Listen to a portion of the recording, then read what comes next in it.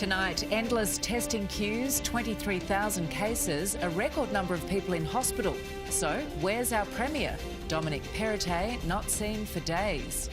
Rapid test relief, new details on planned government concessions as retailers are put on notice about price gouging. Family holiday tragedy, a father drowns trying to retrieve his son's ball from a lake in Sydney's southwest.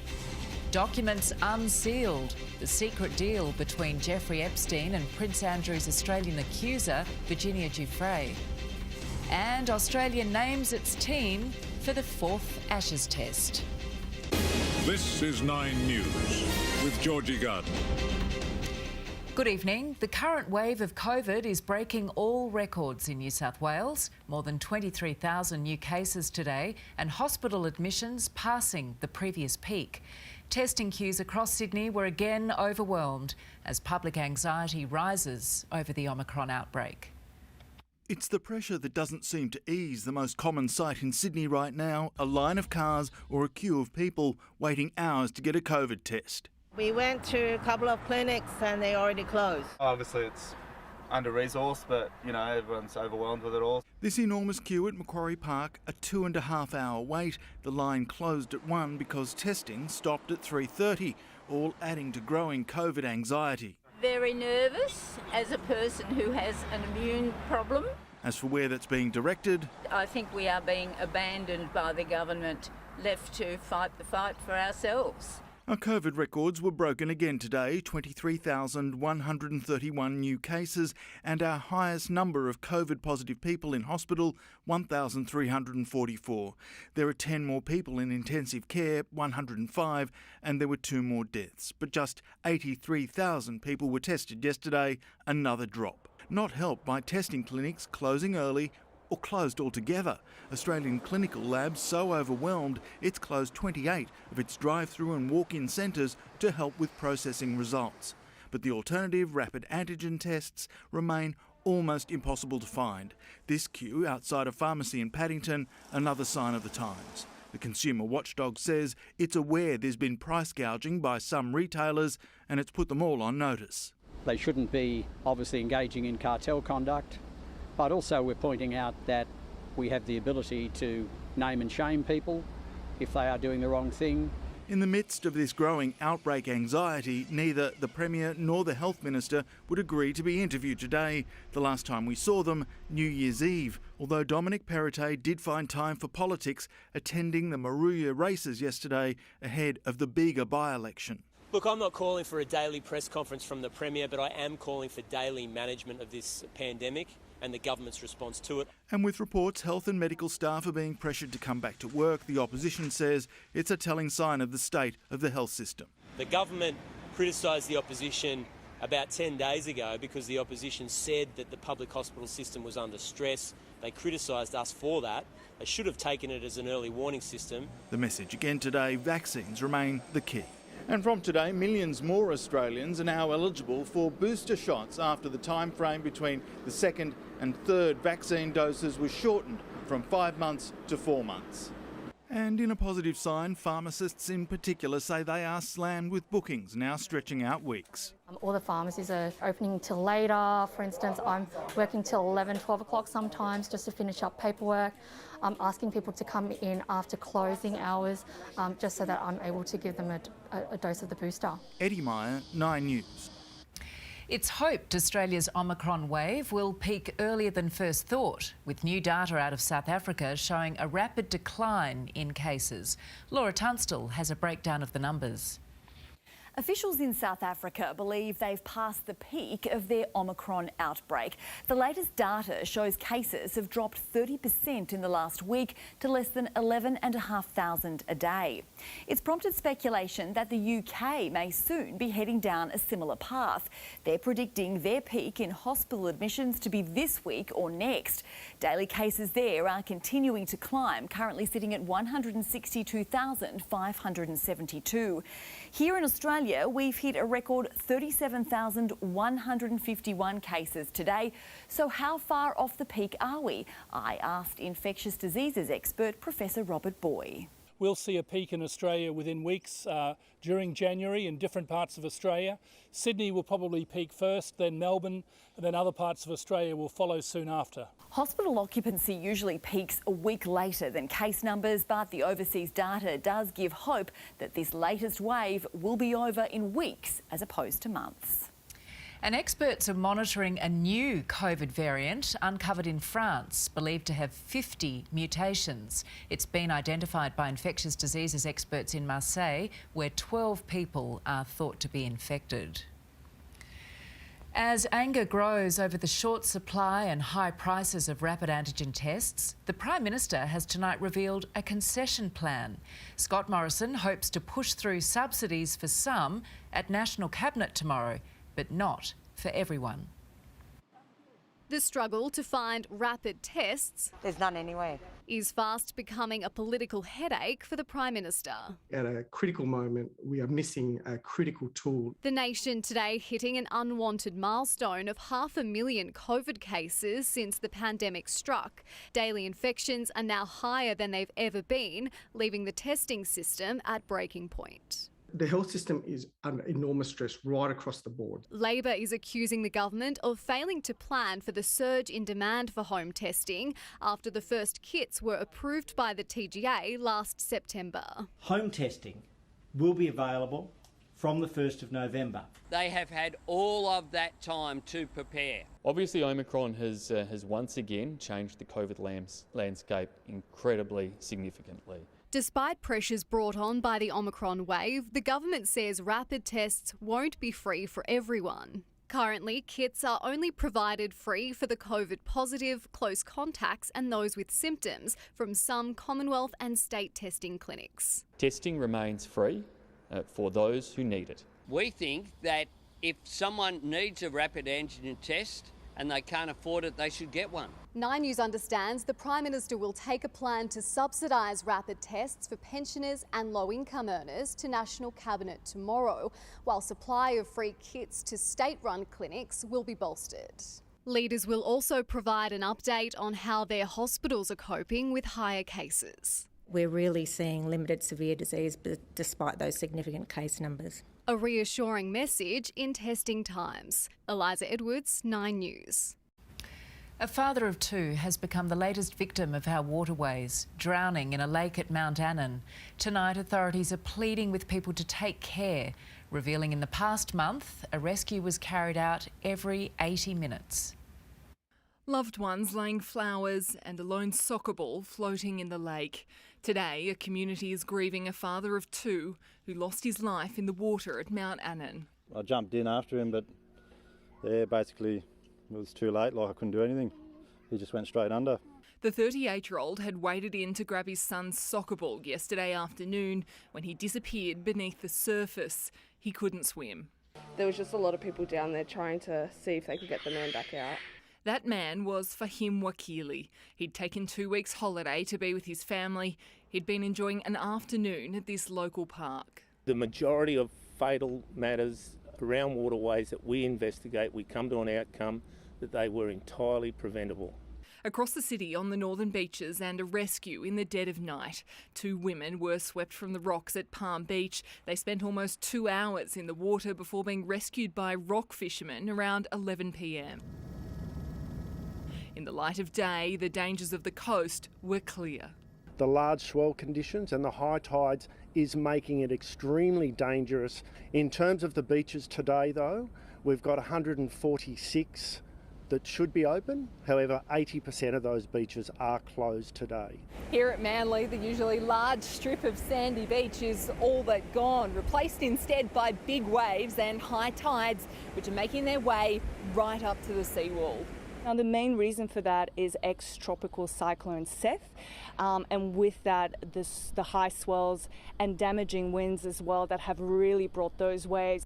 Big waves, big swell, and tonight a big warning. It's best to stay out of the water.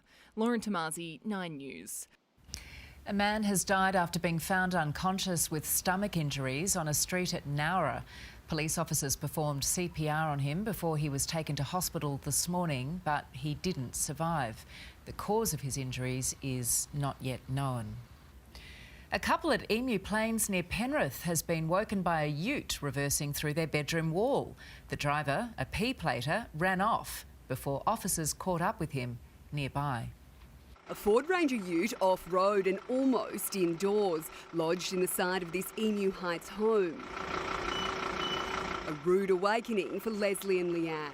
Bit of a shock, yeah. I thought it was an earthquake. Sleeping on the other side of this brick wall, their bed jumping on impact. Came pretty close, pretty shaken up about it. The ute came off the road, hitting this tree, spinning out of control. It rolled on its roof before landing rear first in this wall of Leslie's house. The guy that was driving did a runner, and I got the passenger out, and I just said to him, where's the driver? And he said, oh, he's taken off. But the P-plater didn't get far. Picked up by police less than a kilometre away, taken to hospital with leg injuries. His passenger treated on scene for lacerations on his head. The 19-year-old driver will now undergo drug and alcohol testing as Highway Patrol wrap up their annual festive season sting. It's positive to see that there was a lot less infringement notices that were issued. That tells me that people are starting to get the message. But some drivers still aren't listening. Police nabbing 8,414 for speeding between Christmas Eve and yesterday. 230,000 were RBT'd. Of those, 580 charged with drink driving, 680 with drugs in their system. Major crashes down 26% on the same period last year. But of the 624 that did occur, 60% involved alcohol, drugs or speed. Unfortunately, though, we did receive some bad news with 5 people losing their lives on our roads. The worst thing about this is all these crashes were avoidable. Double demerits ended at midnight, but officers will still be watching. It's not just yourself you have to think about, it's the other road users as well. Sophie Upcroft, 9 News. A US court has unsealed a document revealing a secret settlement between Jeffrey Epstein and Prince Andrew's Australian accuser, Virginia Giuffre. The Royals' legal team believes he's shielded from prosecution by a clause in that settlement protecting other potential defendants. New scrutiny tonight about the friendship between the Prince and the pedophile. A document sealed for more than a decade has revealed Jeffrey Epstein paid one of his accusers $700,000 to go away. Australian Virginia Giuffre signed the settlement deal in 2009, dropping her case that Epstein had abused and trafficked her to his high-profile friends. 12 years on, the contract's small print could have royal ramifications. It shows Giuffre agreed to remise, release, acquit, satisfy and forever discharge Jeffrey Epstein and anyone else considered a potential defendant. Prince Andrew believes that includes him. The Queen's second son is accused of having sex with Virginia Giuffre when she was a minor. Didn't happen. Do you remember her? No. I have no recollection of ever meeting her. Virginia Giuffre was 17 in this photo with the Prince taken at Ghislaine Maxwell's house in London. Maxwell was last week found guilty of trafficking young girls to have sex with Jeffrey Epstein. Virginia Giuffre reacted to that verdict from her home in Perth. There's others who are involved that made this sex trafficking operation possible. Maxwell is just the beginning. Virginia Giuffre's lawyer says the Epstein agreement isn't a get-out-of-jail-free card. They'll try to convince a New York judge tomorrow. In the United States, Michael Genovese, 9 News. Europe correspondent Carrie-Anne Greenbank joins us from Buckingham Palace. Carrie, what does this latest revelation mean for Prince Andrew? Can he ever return to public life? Well, Georgie, ultimately that is a decision for the Queen, but these allegations have already done substantial damage to Prince Andrew's reputation and that of the British monarchy. And it's important to remember that even if this civil case gets dismissed on these grounds, it in no way clears Prince Andrew of the allegations. They're not going to simply just go away. And that's something Buckingham Palace is well aware of. Prince Andrew stepped back from royal duties in 2019, but he still holds 9 military titles. And there are some calls for him to be stripped of those titles, in particular the coveted position of Colonel of the Grenadier Guards. But whatever happens next will be the Queen's decision. Prince Andrew has always maintained his innocence. Georgie? OK, Carrie-Anne Greenbank in London, thank you. The Pink Ashes Test starting tomorrow at the SCG is the most colourful day on Sydney's sporting calendar. Now in its 14th year, The day raises funds for women with breast cancer, and you can support the cause even if you can't get to the ground. It's the only test in Sydney where a positive result will be cause for celebration. When gates open tomorrow morning, the SCG will be flushed in fuchsia. There's also a pop-up pink village where you can pull up stumps and grab a pint. It's just a great spectacle. I love, especially day 3, turning up, seeing the whole crowd dressed in pink, getting behind the cause. The iconic pink test is in honour of Glenn McGrath's late wife Jane, who passed away from breast cancer in 2008. She'd probably be slightly embarrassed because the fuss that's been created, but yeah, incredibly proud and humbled by what the Foundation's achieving and the positive impact it's having on so many lives. He'll be out of action tomorrow after testing positive to COVID-19. Actually, I'm feeling really well. So that's, I guess, a frustrating part of it. He's hoping to get out of isolation for day 3. I predicted at the start of the series that Australia would win 5-0. And I think, unfortunately for England, I think that will turn out that way.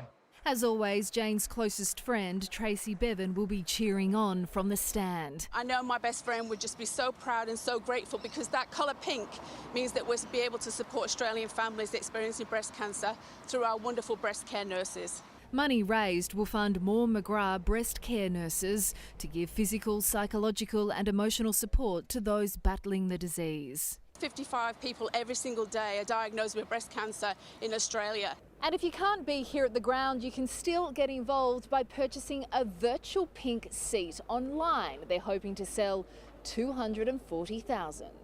And that equates to 3,400 families having the support of a breast care nurse this year. Sophie Walsh, 9 News. It is time now for a look at today's weather. Here's Kate. Good evening, Georgie. It was a mostly sunny day, only a sprinkle of rain along the coastal suburbs this morning. Ex-tropical cyclone Seth continues to spiral several hundred kilometres offshore, but it's making its presence known in Sydney, sending waves of more than 3 metres. Not even the harbour beaches have been spared. This was Balmoral earlier today. Temperature-wise, Sydney had another mild night, dropping to 21.3 just before sunrise, the city reaching a top of 29.1 this afternoon, while our west got into the teens before warming up to 30.1. And we're going to feel a bit more of that system with plenty of rain on the way. I'll let you know when it will arrive in Sydney a little later, Georgie. OK, we'll see you then. Thank you, Kate. Still to come, a man faces court charged with arson at Old Parliament House as the extent of the damage is assessed. Motorcade Bingle, Australia's UK High Commissioner George Brandis runs into trouble while following our Prime Minister. Sporting a winter look, our athletes get set for the Beijing Games, knowing it'll be a tough task just to get into the country. And the Opera House transformed into a hive of creativity for the school holidays.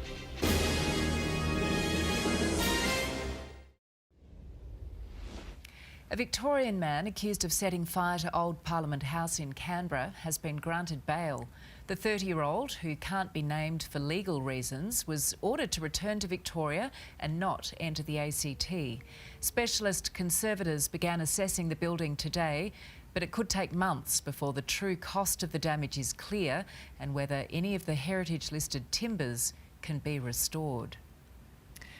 1 month out from the Beijing Winter Olympics, our athletes are trying to dodge the worldwide Omicron outbreak as they compete to qualify for the Games. The formal team uniform was unveiled today as COVID forced countdown celebrations to be held online.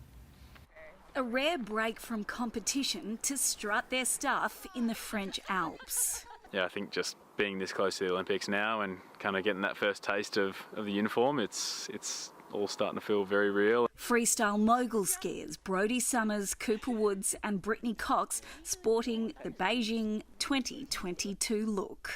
We know that this time around it could be a completely different ballgame, but I'm looking forward to fighting, giving it my absolute best and hoping that we can make Australia proud. Classic, simple and fresh was the brief for the formal Australian uniform designed by Sportscraft and Volley. Long-line woolen coats, turtlenecks and chinos to be worn at team and Olympic functions. The opening ceremony and competition gear yet to be revealed. Beijing will become the first city in the world to have hosted both the Summer and Winter Olympic Games. The official month countdown event had to be held over Zoom today. On behalf of our athletes, I'd like to say a big hello and a huge thank you from all of our team. No mention of diplomatic strains or the worldwide Omicron outbreak. China, a country of 1.4 billion, recording just over 200 daily cases as the government demands COVID zero. To even get to Beijing, our athletes, officials and support staff must monitor their health a fortnight out, lodging their temperature into an app daily. Anyone entering the Olympic bubble must also return a certified negative PCR both 96 and 72 hours before travel. Those who test positive during the Games will be forced into 3 weeks quarantine in a Chinese hotel. And just trying to work together to get everyone there safely and give the athletes their best chance. Team selection is just over a week away. Some of our biggest stars still trying to secure their spot in competitions in Europe and North America. Pyeongchang silver medalist Matt Graham back home after breaking his collarbone in Sweden. He'll now train in the Sunshine State in his quest for winter gold. And if anyone can do it, Matt can do it. Tiffany Genders, 9 News. Australia's High Commissioner to the UK, George Brandis, is at the centre of a diplomatic investigation over a crash during the Glasgow Climate Summit in November last year. Mr Brandis was on the way to a meeting with Scott Morrison when the vehicle he was in attempted to join the Prime Minister's motorcade.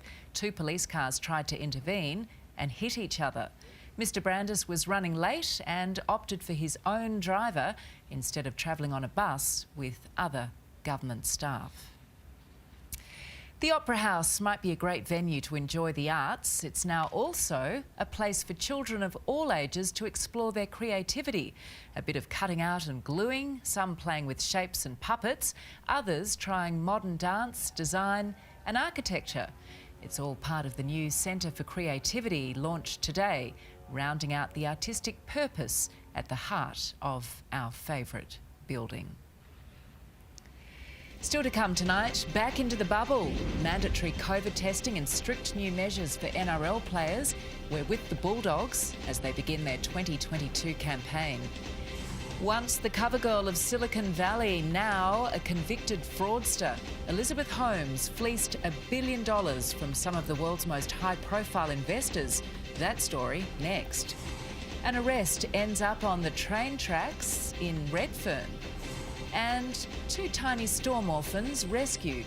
The mission to nurse them back to health.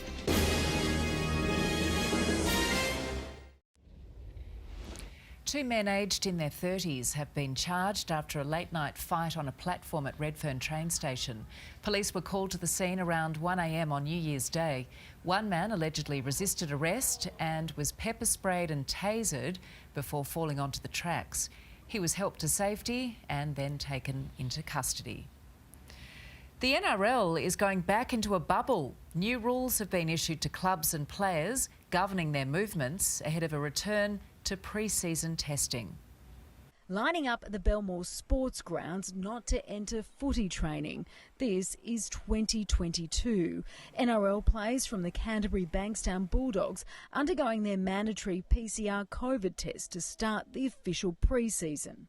People in different situations now, they're doing it tougher than us, so we just got to abide by the rules and just get on with it. The NRL has outlined the key requirements for players and club officials. The rules include a ban on entering pubs, bars, nightclubs, bowling alleys and cinemas.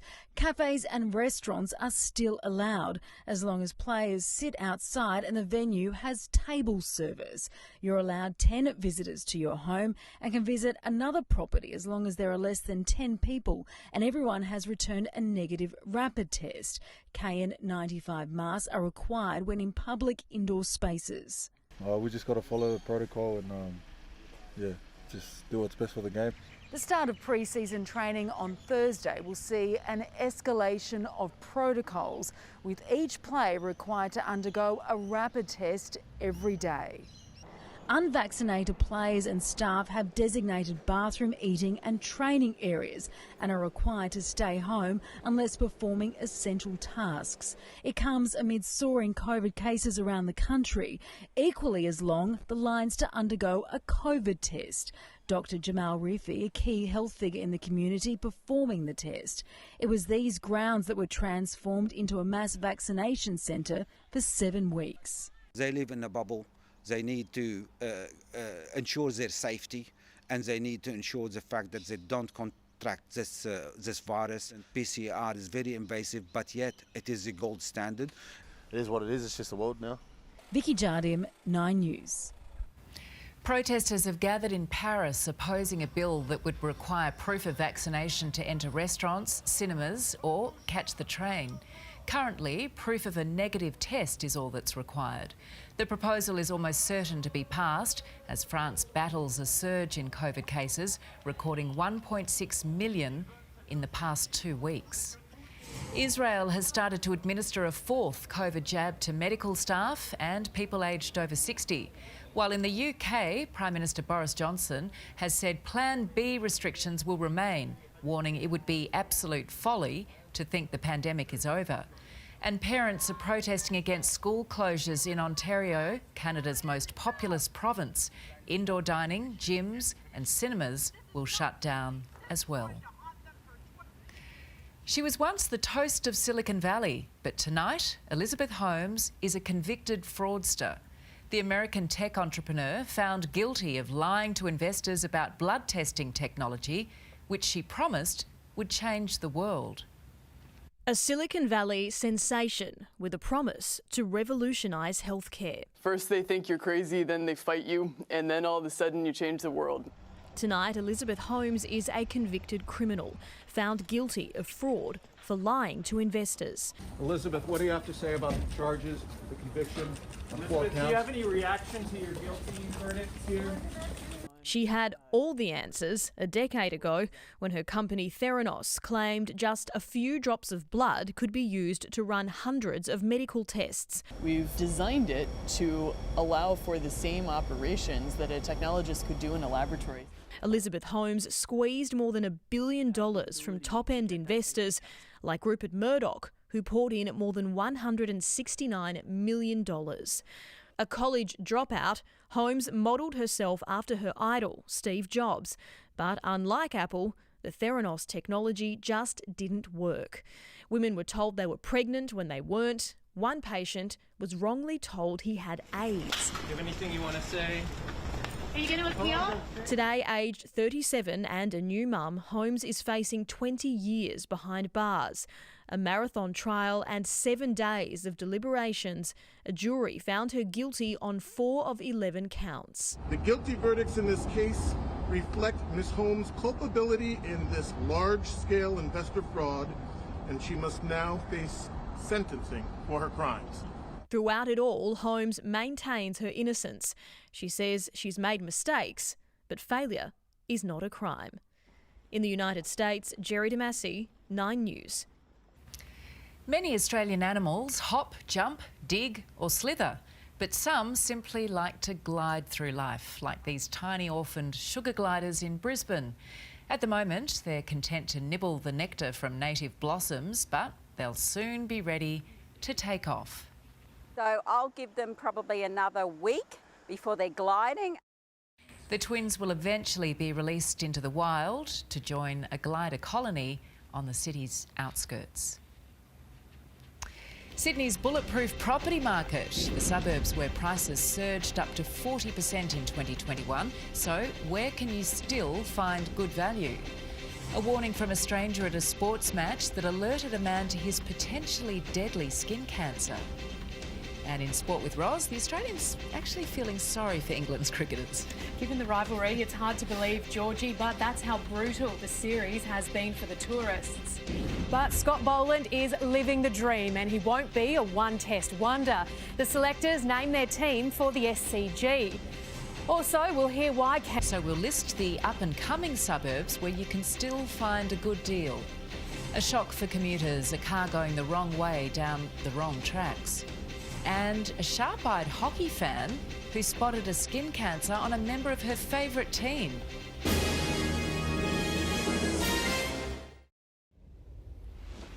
"2021 was a bumpy year for many sectors, but not the Sydney property market. House prices defied the city's extended lockdown to chalk up our highest annual growth in more than 30 years. Buyers were housebound, inspections were done virtually and bids were placed from the couch. Sold, congratulations! But despite Sydney's lockdown, house prices notched up a record year, soaring a whopping 25% in 2021, the highest annual increase since 1988. The Sydney median house price is now over $1.5 million. Can you believe that? Canterbury Bankstown, the fastest growing region, with prices shooting up 41.4%. The southern suburbs went up 34.7%, the inner west 32.6%, and the northwest went up 30.7%. The same areas are tipped to be top performers in 2022, with growth across the board expected up to 10%, driven by surging migration, investors and a rebounding economy. For first home buyers, it's the last thing they want to hear, but Dr. Andrew Wilson says there is still value to be found. My Housing Market flagging Northmead, Dundas Valley and Baulkham Hills in the northwest, Riverwood, Bexley and Peakhurst in the south, and Greenacre, Lakemba and Chester Hill, where buyers can still snaffle a home around the $1 million mark. Local agents in Canterbury Bankstown agree. I compare Lakemba to, say, Marrickville, where 10 years ago Marrickville was a growing suburb. You look at Marrickville now, it's one of Sydney's hotspots. Lakemba will get like that eventually. And while the Reserve Bank is likely to kick any interest rate rise down the road, the Big Four could still pull the trigger. I think we'd need a sustained increase in interest rates to have an impact on the Sydney market. Liz Daniels, 9 News. Passengers waiting for a tram on a platform in Istanbul were stunned to see a car drive through the station instead. The driver apparently ended up on the tracks after missing a turn on a main road in the Turkish city. The car eventually became stuck and the driver had to be rescued. She was there to watch a game of hockey, but an eagle-eyed fan in Canada also helped save a team staffer's life. The 22-year-old woman spotted a small mole on a man's neck and sprung into action. She's a spectator turned lifesaver. Aspiring doctor Nadia Popovic was watching a hockey game in October when something else caught her eye, a small mole on the neck of a staff member from the Vancouver team.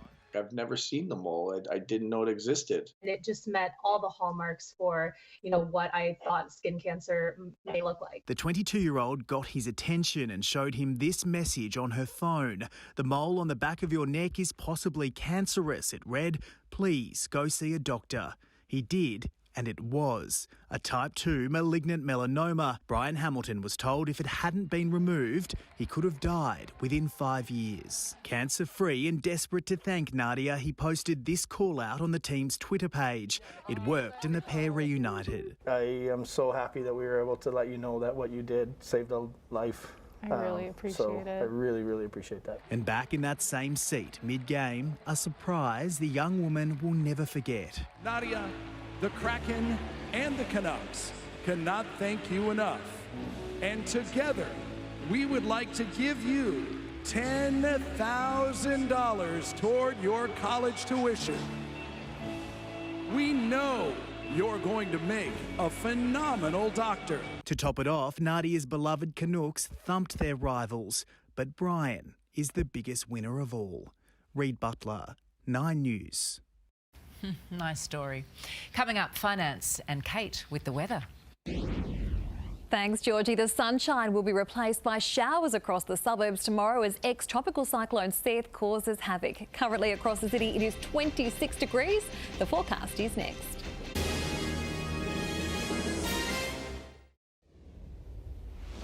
Welcome back. We certainly soaked up the sunshine today. Temperatures were close to average across the suburb. Penrith reached a top of 30 degrees, 29 in Blacktown and Liverpool and 28 in Parramatta and in Cronulla. The system associated with ex-tropical cyclone Seth brought rain to the north coast today. Lismore picking up 10 mils and 6 mils falling at Ballina. It was mostly warm and dry elsewhere. Dubbo got to a top of 34 degrees and 30 in Mudgee. A slow-moving trough is expected to deepen over Victoria and inland New South Wales tomorrow, bringing scattered thunderstorms with the risk of heavy rain, large hail and damaging winds.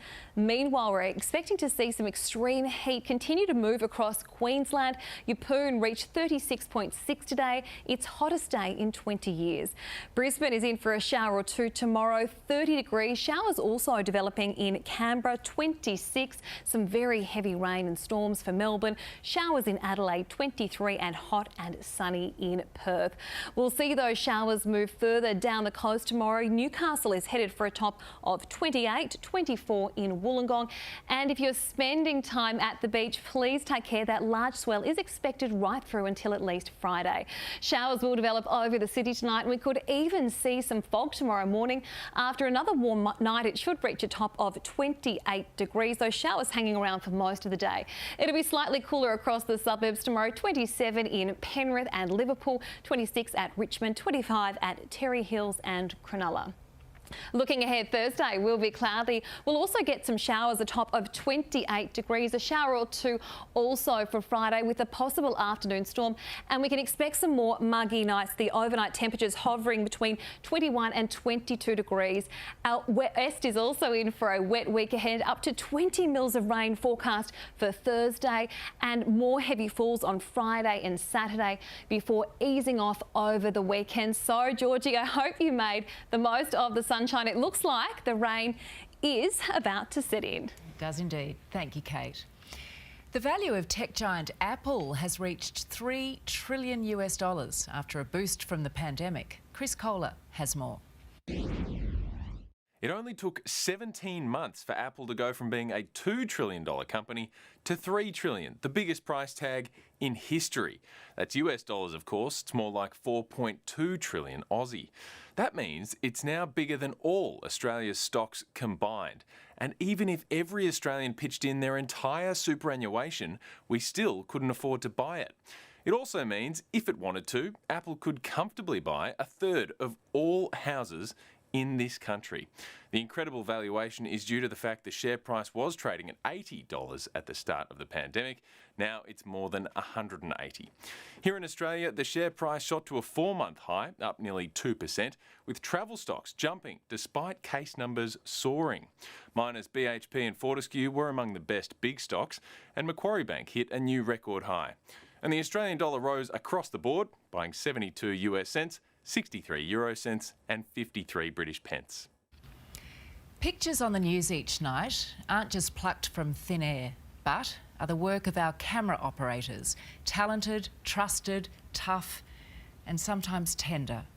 One of them, a dear workmate known to us all here at Nine simply as Frank, has died. Here are some of the pictures he took, as well as some pictures of him taken along the way. He not only loved taking pictures, he didn't mind being in one or two himself, particularly on a cricket tour. Frank had an all-star collection.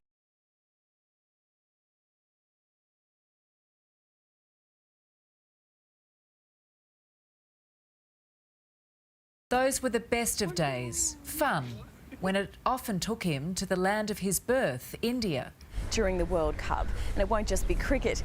Like the Commonwealth Games or a political visit, our reporters loved working with him. He helped us tell the stories, no matter how tough the assignment, such as terror in Mumbai. Struck at the heart of this country. The great refugee crisis in southern Sudan. Certainly not the best of times. Or a journey back to an old jungle battleground. Now like Long Tan, but are forever Australian. In recent years, our friend had his own battles, recovering from a stroke. But a triumphant visit to the newsroom. Lovely moments we saw as he helped you see what was happening in our world. I miss him terribly. That is 9 News for this Tuesday. Layla McKinnon's up next with Current Affair. I'm Georgie Gardner. Thanks for being with us. Good night.